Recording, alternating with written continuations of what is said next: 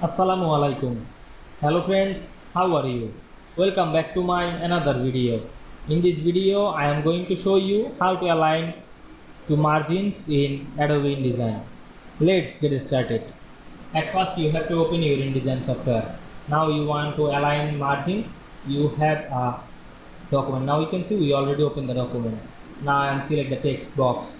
Then go to the window menu and select the type and table tool and enable the character to open the align tool. Now I am select the align drop down menu and choose the align to margin option. Now I make left margin. You can make the middle or right or the top and middle and bottom. You can add anything. Now I make the left margin. Now I have applied this process to another page.